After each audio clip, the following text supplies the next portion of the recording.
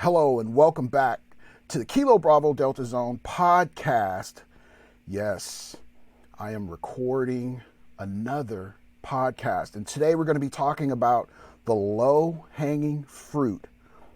Yes, the low-hanging fruit. Imagine if you were on a farm and you were growing an apple tree. Obviously, it's going to be easier to pick the fruit that's hanging closest to the ground. It's a natural thing to do. And it's comfortable as well. Matter of fact, if you were older, so let's say you had an older person and a younger person, you're probably going to have the younger person climb to the top while you grab all the low-hanging fruit. Psychologically, it's a human trait. We like to take the path of least resistance. And I'm going to be talking about that in about 10 steps or so. So thank you for tuning in. And before I get started, let me introduce you to myself. I'm a photographer, commercial photographer. I have been for about a while now. And I got to tell you, it's been a journey. I've learned a lot about business. And before I was in business, I was actually running a business, second in command, vice president of a consulting firm way back in the day. And literally, it was a progression right out of college. So I didn't step into that role right away. It was a progression. It was a slow progression, and it was tough. My mentor in business, he was a tough guy. Nothing was good enough. I like to say that, and I would get frustrated a lot. And I can remember him always saying, this is the one thing that I remember, hey, Keith, you got to go back and sharpen up your pencil. We need a better budget than this. We need to streamline this. We need to cut all the fat out. And he would say those things to me, and I'd get so frustrated sometimes. And now that I look back on it, I learned a lot about, how to survive. And that was the thing, how to survive in the business world, what's important. So tonight, I'm going to talk about not taking the path of least resistance, because when you get used to resistance, you start to push through it. Here's the number one thing that I hear all the time. I need to make more money. I need more money. I'm out here getting more money, more money, more money, more money, more money. I hear that so much, you guys. And I got to tell you, it wears me down. It really does. It wears me down to hear it sometimes. I would rather say I'm interested in more opportunities, because money comes and goes. And after a while, money will make you sterile. It'll make you numb. You'll find more creative ways to mess it up, spend it, do all those things that, just kind of lead down the wrong path. A lot of people give it away. At the end of the day, I'm going to say, let's think about how we can get more opportunities. I need more opportunities in my life to create more opportunities. That's the thinking that I want to approach. I've been out here now as a sole entrepreneur for about 23 years. And in those 23 years, the one thing that I can tell you that is 100% certain is anything that's quick and easy, fast, it doesn't last long. It doesn't last long. It's temporary. It's a shortcut. And what ends up happening is you will eventually burn out because the pace is just too quick, or give up, or run out. It's one of those three. It really is. Let me tell you, I want to tell a story. I want to tell you a story. Way back in the day, this has been a long time. My kids were little tiny babies. I started out on a restaurant venture, and I got to tell you, it's something I would never, ever do again. I don't care how perfect the ideal sounds. I would never go into the restaurant business again. It was one of my worst business experiences ever. And at the time, we were, one of the partners, his nephew played for the San Francisco 49ers, and we had a lot of business from the NFL. It was great, a lot of business. But that restaurant took off so fast.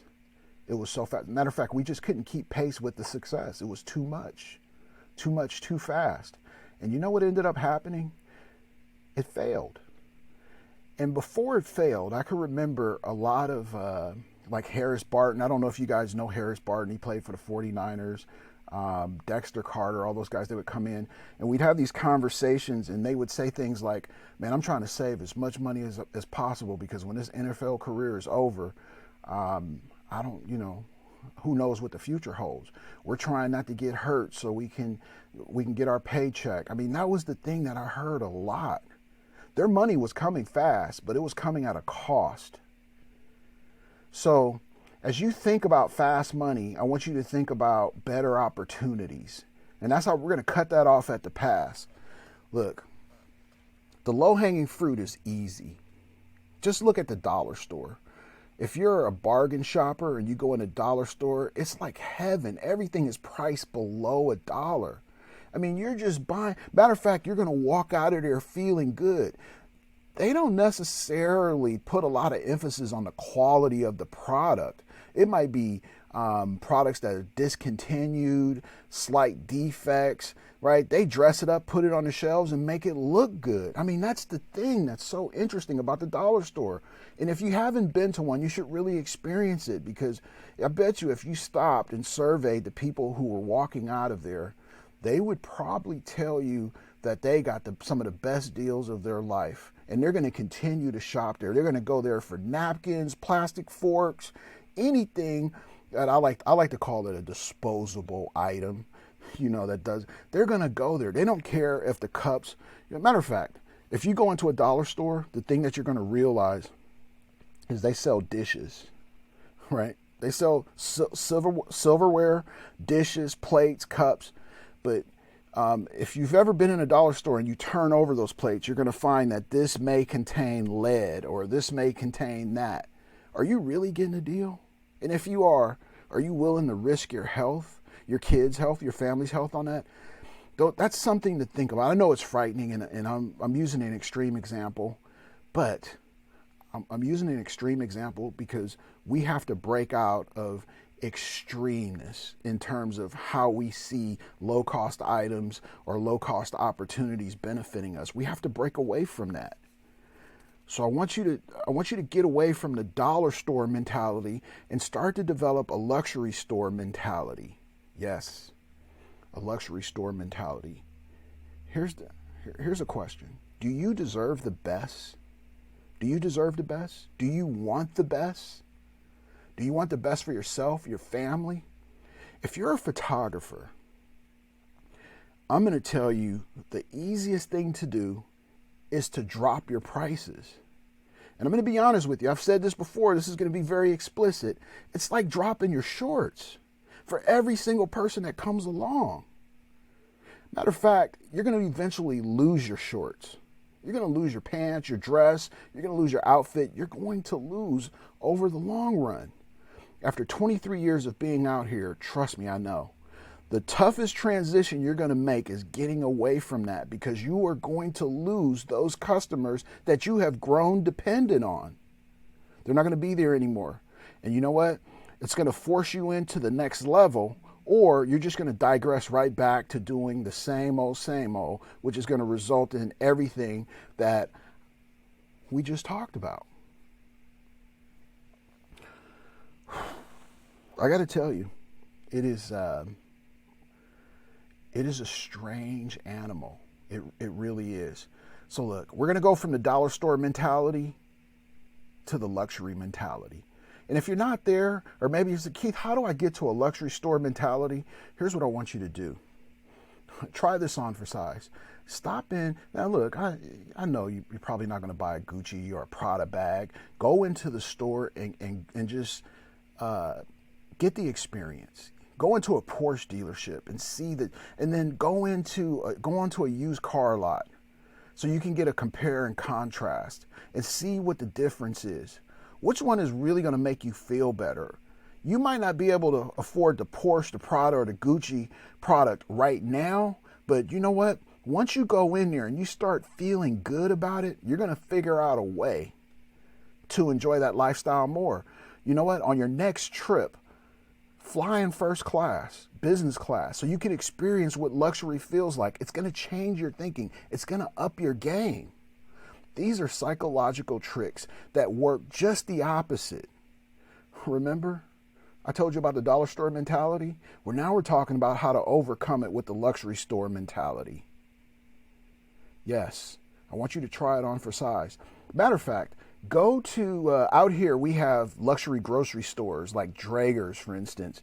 Go into a Draeger store and buy some gourmet food. You know, even if it's got to be for a special occasion, try it on for size. You know what? The food is going to make you feel different because it's not loaded down with all the chemicals and byproducts and things that they use to stretch that food so they can stretch their profit margins. Hey, look, we're going to call the cat black, right? The cat is black. We're going to call it black. That's what happens when you buy cheap product. So look, we have to overcome the conditioning that we have long to embrace. And that's that dollar store mentality, the low-hanging fruit. And we got to start extending ourselves. We got to start reaching higher. We got to start reaching for space. If not, as entrepreneurs, as photographers, as business people, you know what's going to happen? We're not going to scale. I want to talk about scaling. Scaling is very important. Just in the last 23 years, I'm going to tell you that I have rarely seen small business scale to the point where it's big business. And for the life of me, I have a hard time even saying the word small business. Small business. But you know, when you think about that, they say Fortune 500 companies. And why does it have to be 500? Because that's the index on the exchange? I don't know. But why does it have to have Fortune in front of it? How come it can't be sole successful proprietorship business or something? Why does it have to be small business? Is that a way to categorize us? They want our thinking to be small. They want, oh yeah, I'm a small business. No, I'm not a small business. I'm an entrepreneur, an innovator. I capitalize. I grow. I scale. We have to change our thinking about that. Matter of fact, from this point out, let's avoid using the word small business. Let's avoid it. I know you guys are probably thinking, how does he do it? You know, broadcasting, recording constantly. You know, I'm really passionate about what I do. I have an expectation for myself. I have an expectation for my life. I want you to feel the same thing. I feel good about this. Are you feeling good about it? Are you feeling good about your progress? Are you feeling good about yourself? It's something to think about on a daily basis. Not every now and again, not when you have a problem, not when you run into a challenge, but when you're feeling good, you should be thinking about, why am I feeling good? What caused this? This is another level of thinking. This is a conditioning.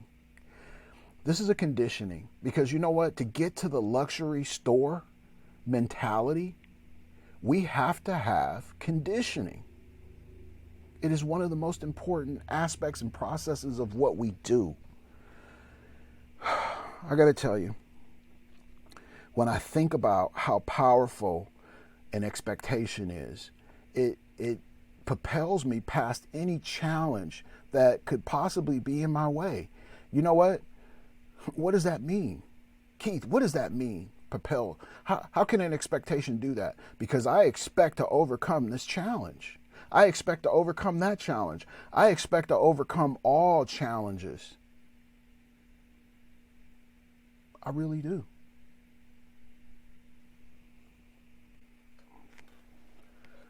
Okay, so here's where I'm at. Conditioning and expectation, those two work hand in hand. It's like a value system.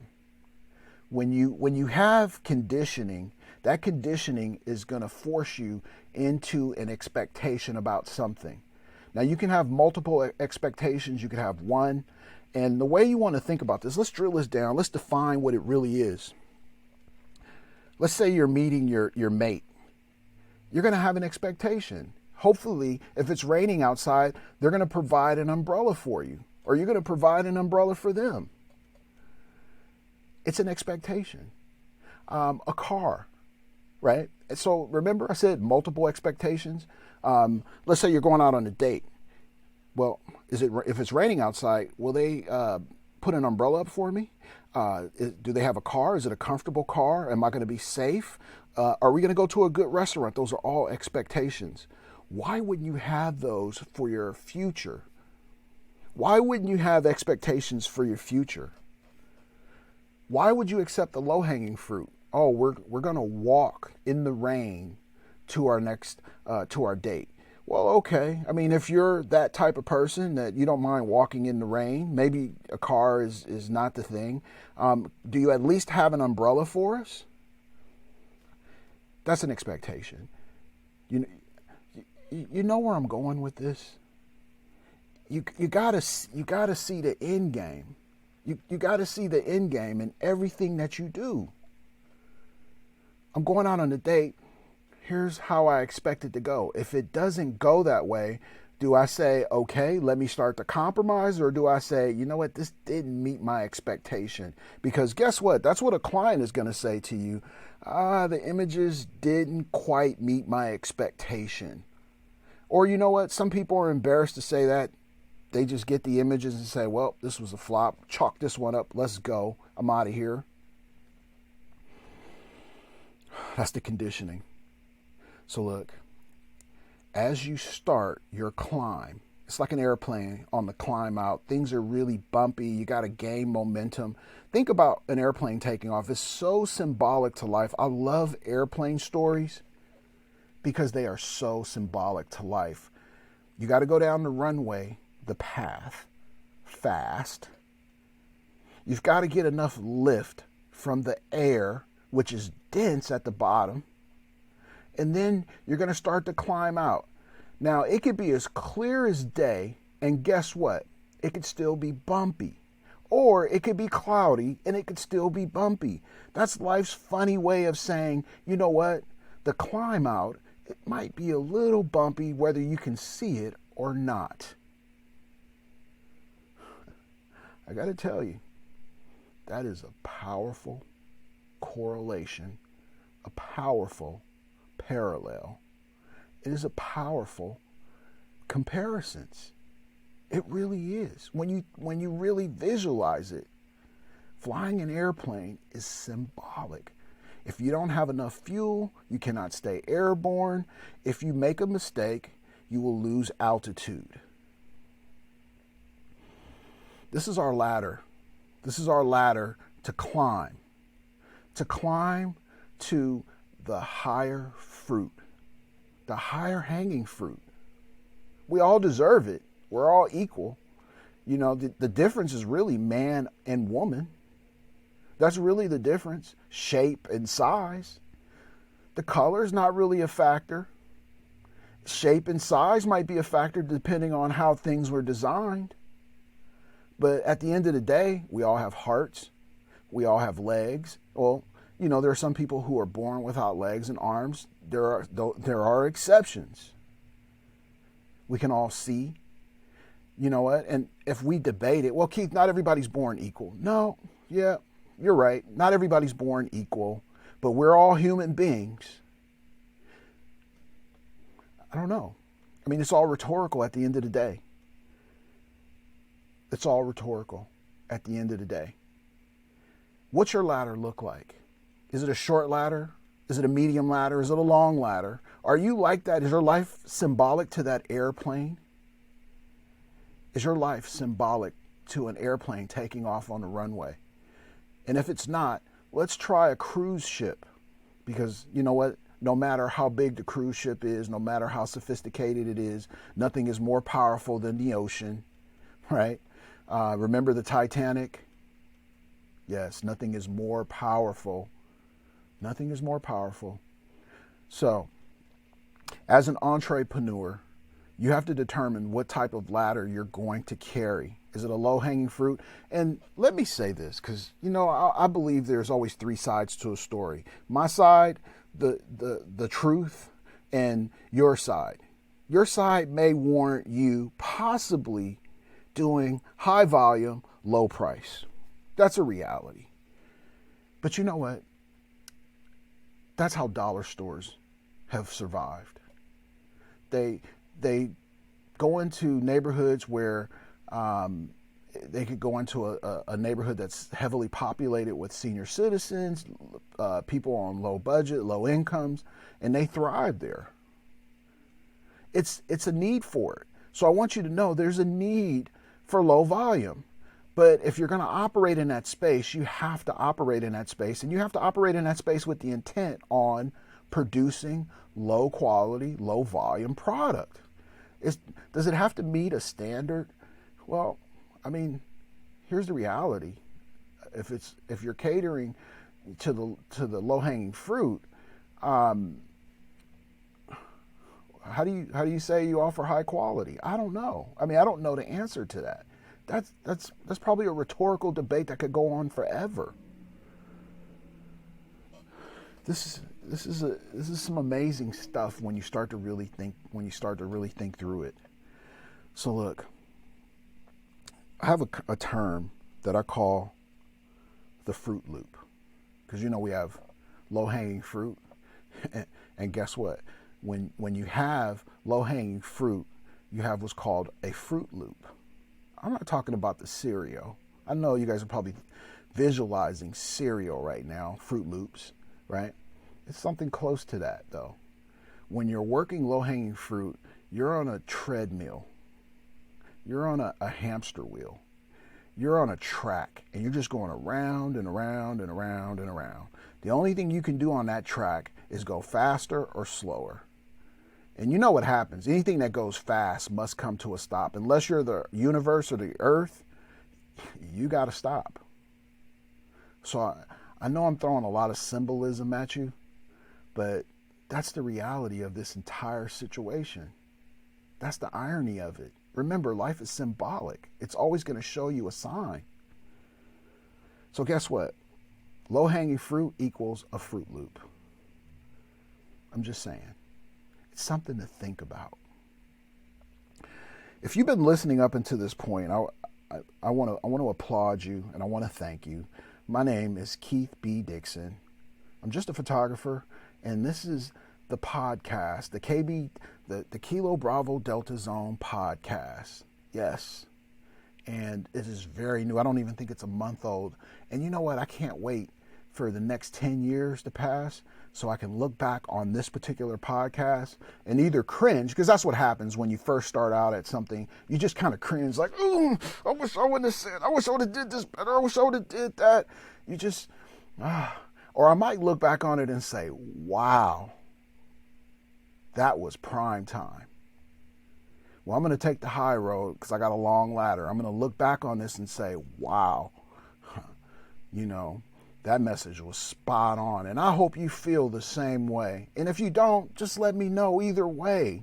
Because if you don't like the message, it's going to help me to think outside of the two eyes that I have. Or see outside of the two eyes that I have. Think outside of the box, because you might have a great point. Really.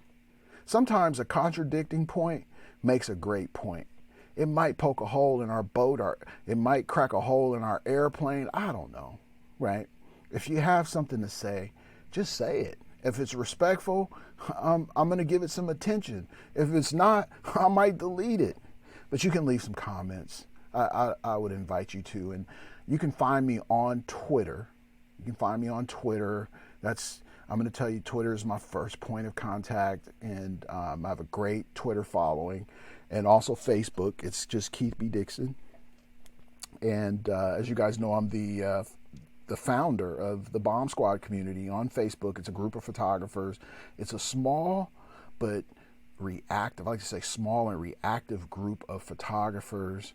I got to tell you, there's an amazing group of people. And I'm recording this about 26 days out from our conference. We have a conference in Detroit that we do. It's called Exposure 101. It's free to the community, and this is going to be the last year it's going to be free, but it's free. The first 2 years, we like to say we created some seed opportunity and seed education for new photographers, and part of that conference, and part of what I do, and part of the reason why I do what I do, is because we have to invest the new photographers coming. We have to invest in them so that they can carry on this legacy, because careers can erode, industries can erode. It's happened all the time. No one's immune to it. So part of our philosophy is we have to cover the whole photographer. It's not just, here's a camera, go out, shoot, make some money. Here's the magic bullet. No, that's not enough. You got to have a mindset to pull this off. You got to have the heart to pull this off. You really do. You really do. You got to have the heart, the mind, the soul to pull off everything that you're going to experience as an entrepreneur. So look, I'm going to close out. I usually like to try to keep these to about 30 minutes and 30 and impactful minutes. So these podcasts will be approximately 30 minutes. I'm going to do at least one a week. It could vary. I could be talking about camera operation. I could be talking about inspiration, entrepreneurship. This podcast is going to go across the board. I'm planning some interviews that I'm going to put together with various people in the industry, and this is going to be different. It's not going to be, and I wish I could tell you that it's just going to be so perfect. I'm not perfect when it comes to things like this. Matter of fact, I prefer not to be perfect. I'm perfect at what I do and how I'm going to deliver it. And that's what I want you to know about this podcast. So look, let me finish off these last 2 points. We talked about the dollar store mentality and how we need to just really get away from that and start to put value on ourselves and what we do, and really start to consider ourselves shoppers of the luxury store mentality. So, and one of the things that I said was, hey, go into a Porsche dealership and just walk around and look and see how they treat you. Go into a Prada Gucci store, where shoes cost a couple $1,000s, and see what that experience is like. And then go to the contrasting store and see what that experience is like, and figure out where you want to land. You might be thinking, Keith, I don't have money for that. It doesn't matter.